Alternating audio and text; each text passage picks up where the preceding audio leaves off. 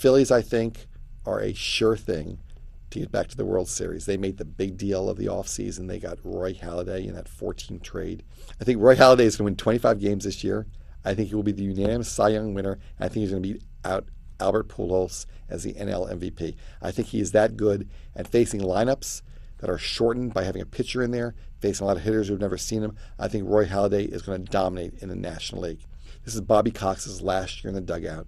It would be a nice story to see the Braves return to playoff contention, and they might. They made some moves in the offseason. They got Billy Wagner as their closer. For all those years, more than a decade, the Braves needed that top-notch closer. Billy Wagner still can throw it pretty good in the upper 90s. I think he'll be fine.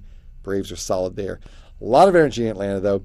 Jason Hayward, 20 years old, earns the starting job in right field. Jason Hayward knocked out a couple car windshields in batting practice during spring training. Braves fans all across America are very excited. Top number one prospect, I think, going into this season. The Cardinals with Albert Pujols re-signing Matt Halladay, a major, major factor right there. Having those guys batting 3-4 really, really energizes the Cardinals lineup. They have two guys who came close in the Cy Young last year, Adam Wainwright and Chris Carpenter. I think they're in good shape there.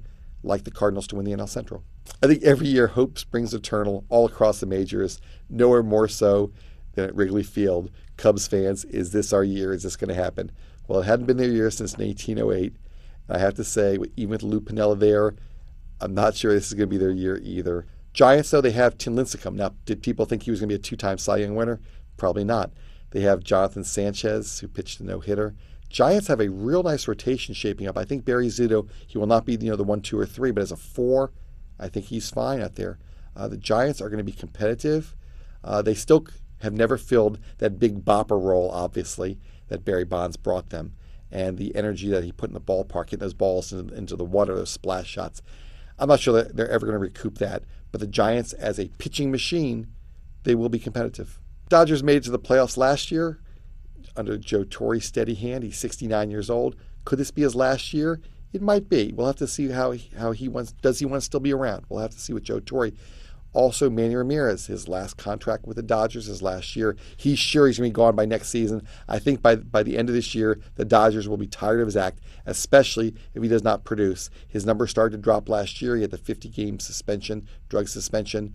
I think he's tired of L.A. Maybe L.A.'s tired of him. We'll have to see how it goes for one more year around.